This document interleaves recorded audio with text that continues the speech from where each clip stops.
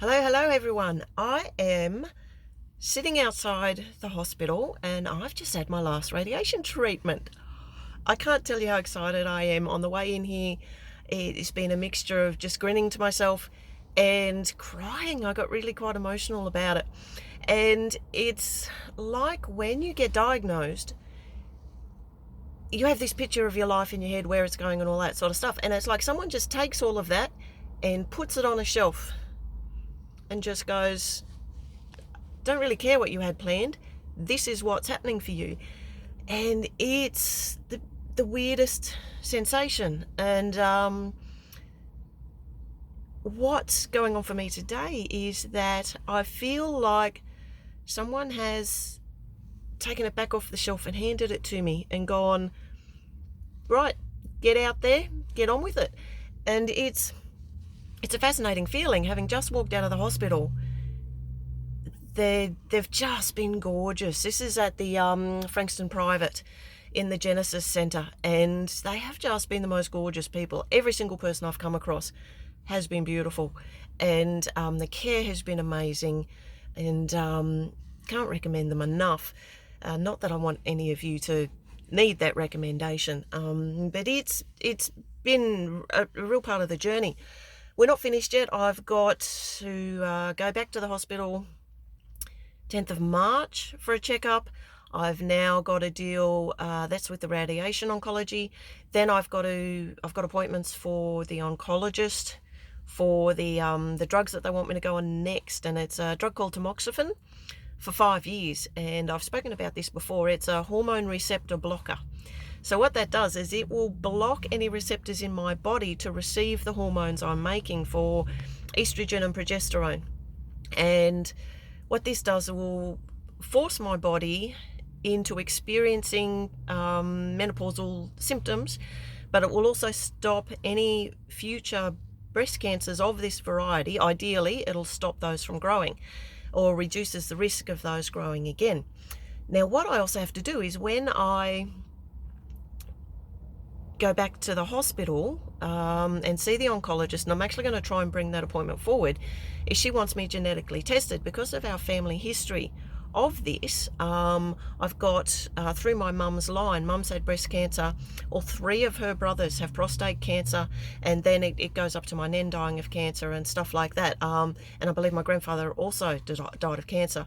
So they've sort of gone, poor, strong family history. They want to do the genetic testing on me, which I think is absolutely fabulous, because what happens is even if I test positive for being genetically susceptible to cancers, doesn't mean I'm going to get them, because then it comes down to your lifestyle factors and stuff like that. It just means that I'm a bit more likely to get them. And that is really important information to know for my kids, for my grandkids, all of that sort of stuff. So I'm thrilled about getting the genetic testing. And then it also gives me the option, because if it comes back as I am carrying those genes to predispose me to particularly breast cancer, ovarian cancer, those sorts of things, what I can then do is I have the option of getting my ovaries removed. And what that does is it will negate the need for me to then take these 5 years worth of drugs that block the hormone receptors. And I'm in favour of going through a small procedure, get the ovaries removed. I'm finished with them.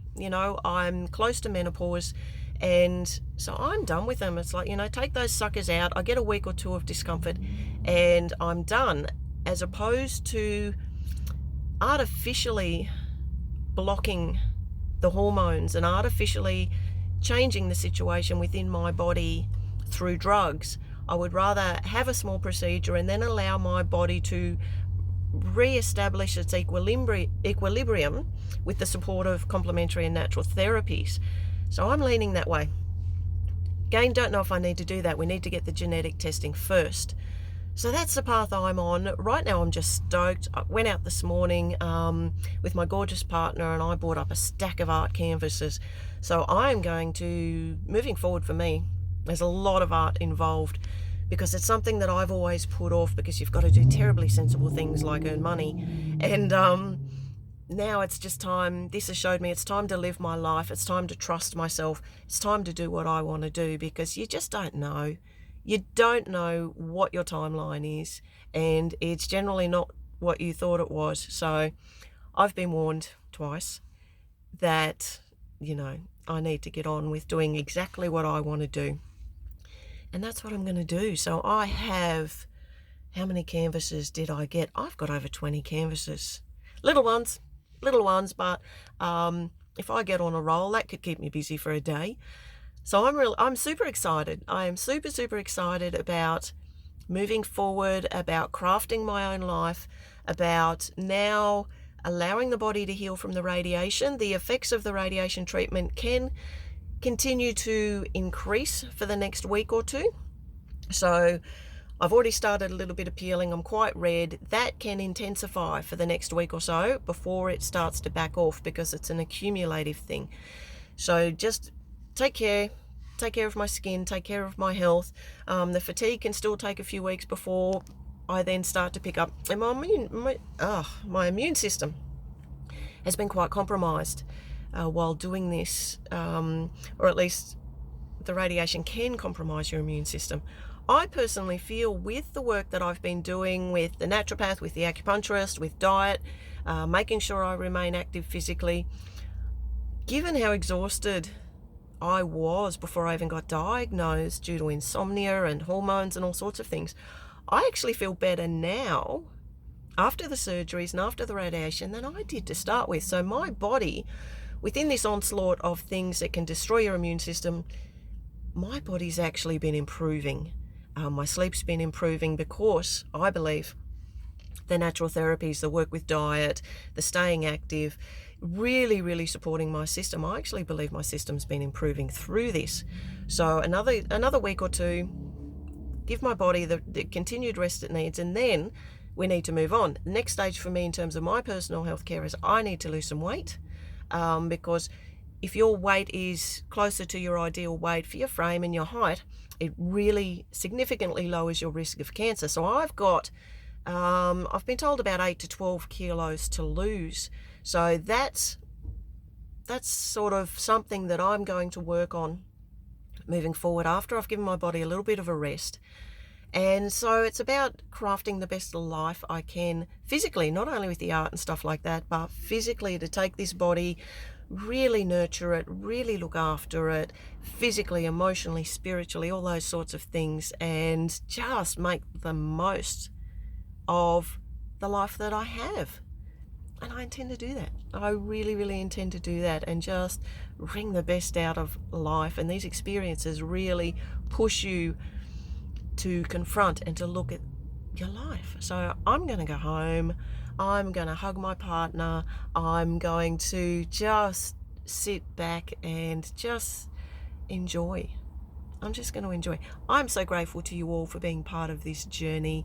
I am so grateful for everyone's support. I've been surrounded by the most beautiful people the whole way through this. And I want to thank you all.